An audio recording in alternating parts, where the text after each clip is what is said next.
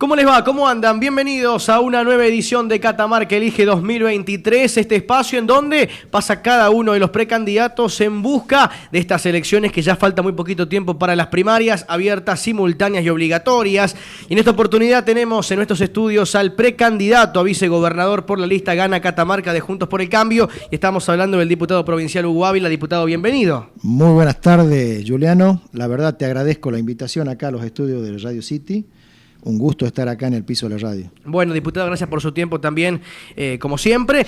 Bueno, y consultarle, ¿no?, un poco acerca del desarrollo de esta campaña electoral. Falta muy poquito tiempo, ha pasado ya el ambiente de la fiesta del poncho y ya la expectativa, imaginamos que crece y mucho. Sí, nosotros ya hemos dado una vuelta y media a la provincia. Vamos a seguir recorriendo el interior. Vengo de una caminata ahora por las 920 viviendas. Estamos a full con la campaña y, lógicamente, también nos tenemos que hacer un tiempo para el debate legislativo. Hoy hubo sesiones para presentar algunos proyectos que están vinculados. Estaba presentando hoy, pidiendo sobre tablas, la interpelación al ministro Niederle por el tema de unas contrataciones de más de 8.000 millones de pesos a una empresa riojana que no cumple con los requisitos del compre catamarqueño, del compre y contrato a las empresas locales, porque no está inscripta en Catamarca en el registro de comercio. Así que bueno, tratando de soportar esta dinámica, ¿no? Dimos una vuelta y media a Catamarca, decía Sí. recién. ¿Con qué Catamarca se ha encontrado? Bueno, los problemas históricos de esas grandes asimetrías que tiene la provincia. Vos vas al interior y te encontrás que el sistema de salud es derivacionista, porque ante la menor complejidad de un problema de salud lo trasladan, lo derivan al Valle Central. Si tiene obra social, viene a los sanatorios de la corporación del gobernador. Y si no tiene obra social, va al San Juan Bautista, que está en su peor momento. Así que la salud es muy mala. El gobierno ha invertido muchos recursos tratando de buscar un efecto publicitario, diciendo que están preocupados por el sistema de salud. Ha inaugurado grandes moles vacías de contenido, como la que está al norte de la ciudad de Belén, la que está en Fiambalá, la que está ahora en Rodeo. Pero siempre la salud carece en el interior del recurso humano idóneo, porque no hay médicos en todas las especialidades. No puede tener terapias intermedias o terapias intensivas porque no hay terapistas. No tiene diálisis. No tiene la tecnología que tiene que tener. Entonces, siempre, permanentemente, te están derivando. El hospital de Fiambalá, que es un hermoso hospital, vos lo recorres y te das cuenta de que hay una inversión importante ahí en infraestructura, en el edificio, pero el problema de la salud no es de una cuestión edilicia. El problema de salud es el recurso humano. Hay que duplicarle los sueldos, triplicarle los sueldos al personal de salud para que se radiquen en esos lugares, porque un médico puede ganar mucho más en una ciudad. Y bueno, y el otro tema es los insumos, la falta de insumos y la falta de tecnología. Uh-huh. Bueno, respecto a la oposición, lo interesante de esta elección va a estar en lo que ocurra dentro de Juntos por el Cambio. ¿En qué se diferencia esta lista Gana Catamarca de la otra que conduce Rubén Mansi, que se llama Hagamos el Cambio en Nuestras Vidas? No, nosotros planteamos la revolución del salario porque ponemos énfasis en que el ajuste brutal que ha sufrido el trabajador estatal provincial, y cuando te hablo de asimetrías, un empleo municipal en el interior gana la mitad de lo que gana un estatal provincial, que ya es poco lo que gana el estatal provincial. Eso ha ido generando un efecto recesivo en la rueda de la economía del mercado interno de la provincia. Se destinaba en el año 2020-2021 entre el 50 y el 55% del presupuesto de la provincia para el pago de sueldos. Uh-huh. En el 2016, en el 2015, 2014, llegábamos al 60, superábamos el 60. Y hoy estamos en el 40 del presupuesto de la provincia para el pago de sueldo. ¿Esto qué significa?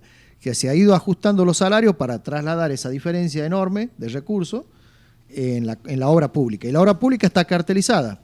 Un edificio que acá, de un hospital o de una escuela o de lo que sea, que vale 100 millones, lo cotizan a 300 millones. O sea, hay un enorme agujero negro de corrupción en esa obra pública, trasladando recursos que eran de los salarios a la obra pública que está cartelizada. Y yo digo yo hablo con mucha autoridad, con mucha propiedad. Yo la última nómina salarial que pagué como intendente en Tinogasta en noviembre del 2015 era de 5.800 pesos a la categoría más baja, la categoría 10, con $1 a 9. Te estoy hablando de $644. Ujú. Hoy, con un dólar a 2.80, apenas están en los $300, porque no llegan a los 90.000 pesos el sueldo. Entonces, ese es el ajuste brutal. ¿Y qué ha generado eso? Vos caminás por la principal calle de Tineo hasta el 25 de mayo y hay locales que antes eran negocios que estaban abiertos y hoy están cerrados.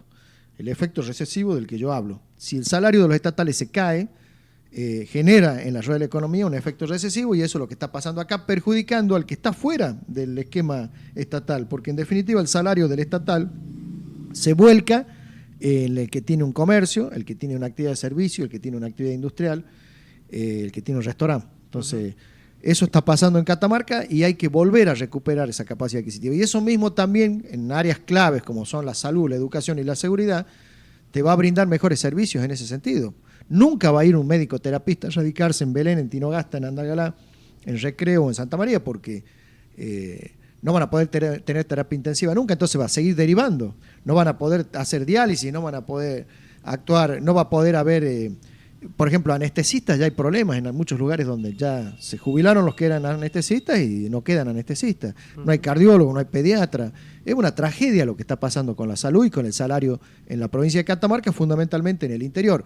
Y eso también termina colapsando el sistema de salud en el Valle Central, el Hospital San Juan Bautista, que como te digo, no está en su mejor momento, se ve colapsado porque se deriva todo del interior para acá. Bueno, ante estas problemáticas, diputados, ¿qué plantean desde Gana Catamarca para darle soluciones a estos temas? Nosotros siempre digo, si lo tenemos que ver al pueblo, mirarlo a la cara, a los ojos y decirle, nosotros le vamos a dar la solución en materia salarial, en materia educativa, en materia sanitaria. Y los recursos, te va a decir la gente, bueno, los recursos tienen que salir de achicar el gasto político. Hoy hay 3.500 puntos índices que son supervisores fuera de nivel, que son ñoquis de la política, de la estructura del partido gobernante, que tienen el privilegio de cobrar un elevado salario y no ir a trabajar. Eso, en el primer día de gobierno hay que eliminar.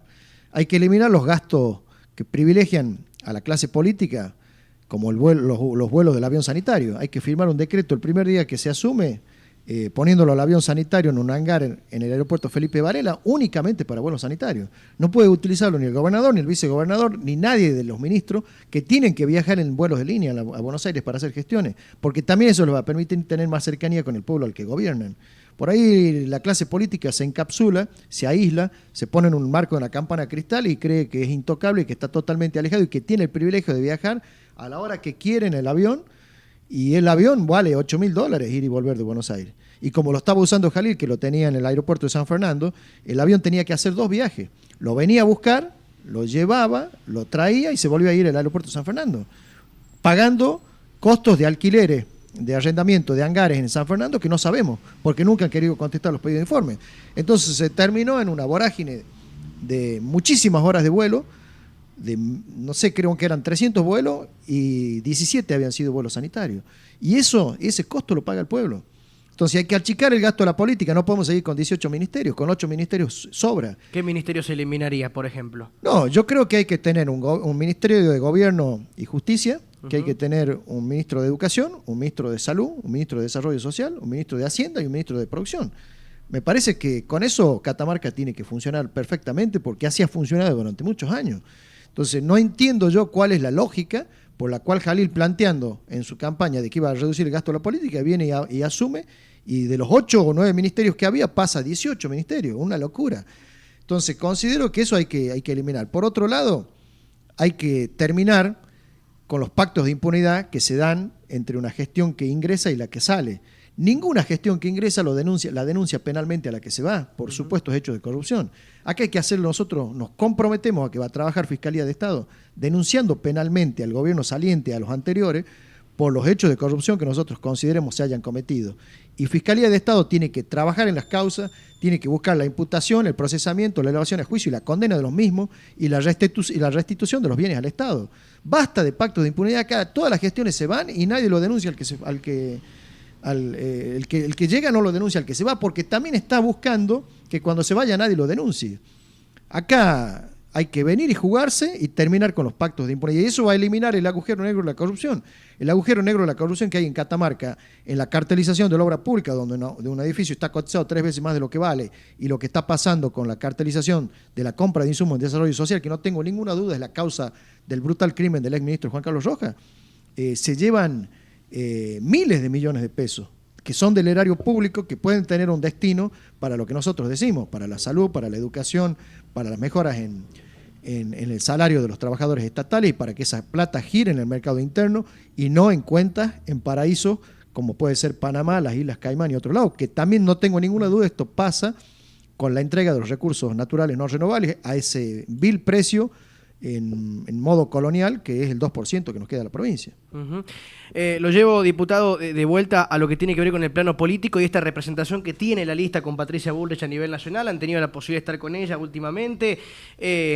¿Cuál es el eje principal o cuál es esa luz que representa Bullrich para esta fórmula que compone con Flavio Fama? Bueno, yo espero que Bullrich venga a recuperar la autoridad presidencial tan degradada en la figura de Alberto Fernández, que ha sido un presidente que evidentemente no ha ejercido el poder que el pueblo le ha delegado con el voto, que lo ejerza el poder, que lo ejerza para restituir también el orden institucional y que sea muy respetuosa del marco federal que le da la Constitución, de la autonomía de las provincias y de la letra de la Constitución. Nosotros tenemos una Constitución que en el artículo 124 de la misma establece que los dueños originarios de la riqueza minera son las provincias. Y nosotros no la sabemos hacer valer desde la provincia de Catamarca. No aplicamos a rajatabla eso. ¿Y qué termina pasando? Se invierte en los hechos reales y concretos eso. Primero porque nos regulamos por una ley nacional, estamos adheridos a la Ley de Inversiones Mineras Nacionales, que es anterior a la Constitución. La Constitución anterior decía que la riqueza minera era de la nación. La Constitución del 94 establece que la riqueza minera era de las provincias. Pero nos regulamos por la ley del 93, que es una ley nacional. Basta de regularnos por esa ley. Nosotros tenemos que regularnos de acuerdo a lo que dice la Constitución Nacional por una ley provincial y tenemos que establecer los parámetros de cómo va a funcionar la actividad minera en la provincia por leyes provinciales, no por una ley nacional. Y bueno, está invertido todo porque si la ley te dice que es de las provincias, pero en los hechos reales es de las corporaciones extranjeras que se llevan el 98%, después de la nación que le cobra algún impuesto a esas corporaciones extranjeras, como el impuesto al derecho a las exportaciones, que es del 4,5%, y por último de la provincia que le cobra el 2%, pero le subfacturan las empresas como hace el AIBEN. Entonces hay que obtener mayores niveles de ganancia porque va a ir en caída libre la coparticipación por la crisis económica.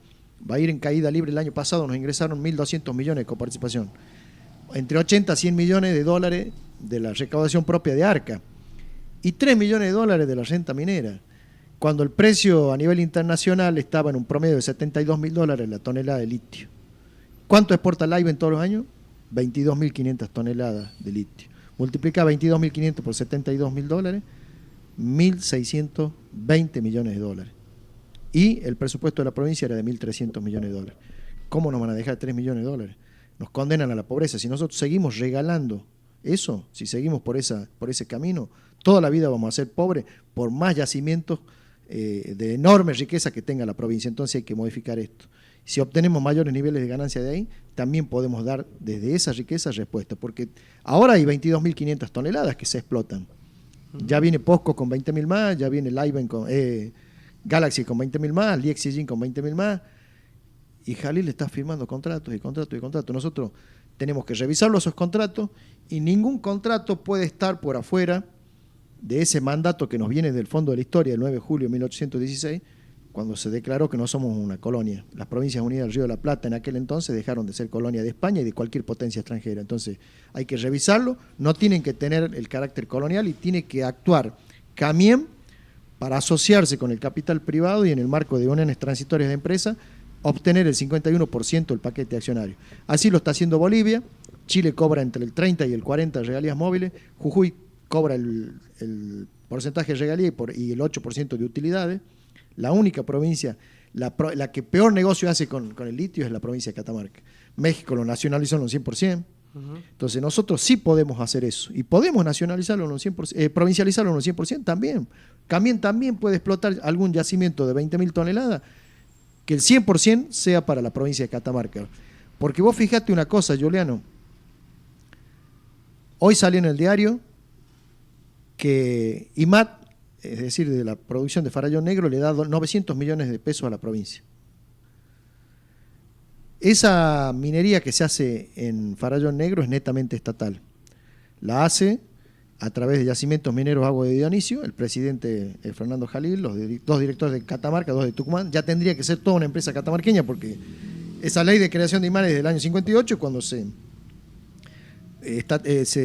sanciona la nueva Constitución en el 94, se establece que tiene que ser de las provincias. Bueno, pero no lo hemos hecho todavía. Pero ahí se hace una minería de mucha complejidad, porque se perfora la roca, se la extrae, se la muele, se la funde, se la convierte en lingotes de oro y de plata, y antes se hacía moneda de oro y de plata. De ahí sacamos 900 millones. Y del AIBE nos dan 3 millones, es una locura. Entonces creo de que hay que buscar la forma donde el Estado tenga un mayor grado de participación y donde se avance decididamente en la catamarqueñización del litio. Bien. Diputados, por último, para finalizar, ¿cómo va a continuar la agenda de estos días previa a las primarias? Sí, nosotros mañana tenemos una serie de caminatas acá en la capital, hacemos mucho trabajo a la mañana en la peatonal, después vamos a algún barrio, el fin de semana vamos a estar visitando Ambato, vamos a estar visitando Pomán, yo tengo que ir también a Tinogasta, o sea, va a ser intenso, muy intensa la actividad en toda la provincia, y bueno, es muy importante para nosotros que nos abran las puertas de la radio, como lo hace FM City en el día de hoy, porque nos permite llegar masivamente a gente, en un solo diálogo llegas a muchos, entonces es muy importante y te lo agradezco infinitamente. Por favor, diputados, gracias como siempre por esta visita. No, muchísimas gracias a vos. La palabra de Hugo Ávila, precandidato a vicegobernador por la lista Gana Catamarca.